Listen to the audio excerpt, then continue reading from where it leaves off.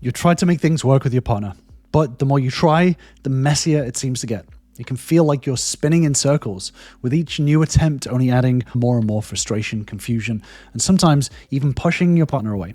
In this video, I'm going to talk about the real recipe for reconciliation. Why truly transforming your relationship starts with the right steps, the right pace, and the right process in order to help you repair your relationship and start creating lasting change. So when your relationship is on the rocks, there's a big mistake that a lot of people make when trying to repair and grow the relationship back. The biggest mistake people make is jumping from one solution to another. Most people don't really commit to any single approach long enough to see any real results, and this leads to a lot of setbacks and a lot of disappointment.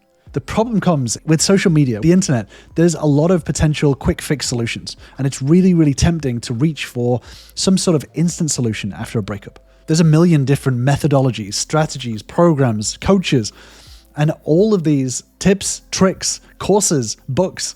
The problem is that jumping between all of these often makes things worse in the long run, especially when it comes to something as sensitive as a relationship. Throwing a bunch of spaghetti at a wall and hoping some of it's going to stick is actually just going to ruin your wall. But worse than that, a lot of people skip over the basics. They jump to trying to fix the relationship without doing the inner work that actually creates lasting change. So this in itself only leads to a lot of temporary patches that fall apart under pressure. But worst of all is that people get impatient with the process. So real healing and reconciliation takes time, and it takes a step-by-step slow burn. But in this world of instant gratification and quick fixes, this leads to a lot of frustration, and this causes a lot of people to quit at the wrong time or jump to a new solution that's going to start them back from square one again. Because ultimately, if you're trying to repair and grow a relationship, this whole idea of getting back together is simply one of the early steps. The real work comes in maintaining and growing and building the relationship. Simply reconciling is not going to solve all your problems. So when all of these mistakes compound, it leads to a really messy situation between you and your ex-partner. It becomes this mess of following different advice from different sources, getting demotivated, getting remotivated, getting jealous. All of this stuff builds up and it becomes a very messy situation. So what's the process to de-mess this? Well, thinking more like a chef rather than a cook will help you repair the relationship in a much more systematic way. Rather than trying to wing it, following a recipe approach, sticking to a consistent plan and seeing it through is going to be a lot more effective in repairing the relationship. So what is the recipe for repair? Well, the first thing is identify the recipe for self-improvement. So just like bodybuilders and weightlifters have to stick to their specific training, think about what goals that you want for yourself right now, especially when it comes to the context of the relationship. So for example, emotional healing, practicing self-compassion, learning to process your feelings, or even skill-based, identifying what went wrong in the relationship, owning your part, working on your communication. As an example of this, if emotional healing is the goal, your recipe might be to regularly practice journaling, working with a therapist, or building a self-care routine. Choosing one or two core practices to commit to, rather than hopping between a bunch of different methods, will stop you from giving up when things get tough or progress seems slow. Which brings me on to my next point, which is being patient with the process. So relationships, like any other personal goals, are going to need time to see real change. Especially if there's pain or emotional hurt with your partner, they can often go through something that my members and I call expectancy bias. And the expectancy bias is kind of like an emotional confirmation bias, where as you're changing and trying to grow the relationship, your partner can expect the relationship to still be in the same state that it was during the breakup. So this can lead to a lot of emotional resentment still directed at you as things are actually improving. And it's important to learn the process to start to break through this expectancy bias. I've done a deeper dive on expectancy bias, which I'll link to above and in the description down below if you want to take a look at that. But if you are trying to improve yourself in the hopes of repairing the relationship or even just feeling better moving forward, you're going to need patience. Throughout all of this, you're not going to see immediate results.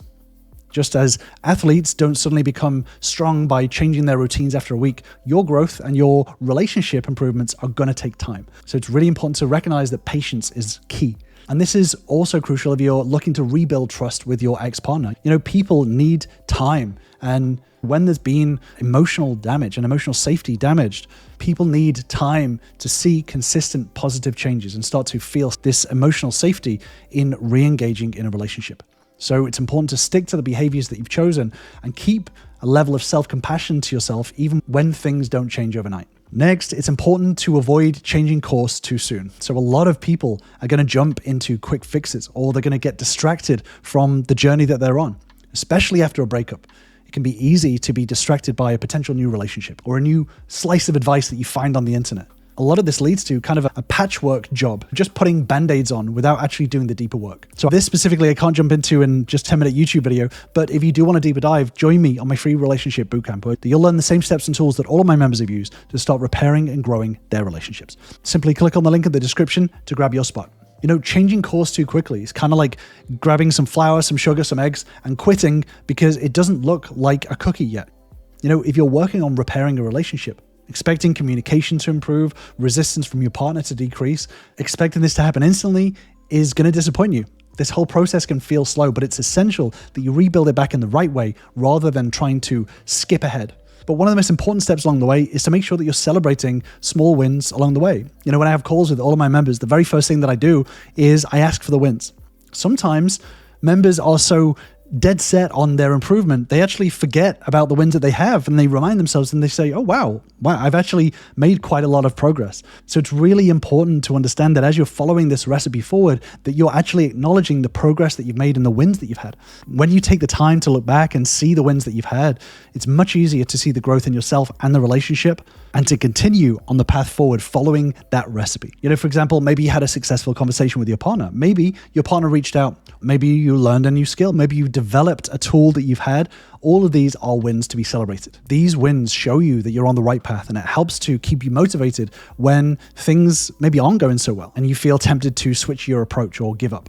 Following these steps, finding the right path, sticking with it, and showing up with patience can lead to real transformation. Following your recipe consistently is going to give you a lot more confidence, and it's going to give you a lot more insight and growth. It's going to benefit your relationship. One of the most crucial steps along the way is to taste your recipe as you're going, right? You know, if you think about the world's best chefs, they don't simply make a recipe and hope for the best. They test it along the way. They taste to make sure that everything is going along the way. And this is what you should be doing with your own growth. So giving yourself a moment to look back at your recipe and ask yourself, have I followed these steps? So rather than checking in on your relationship, actually check in on your growth and your skills. Take a look and reflect, how have I been doing so far?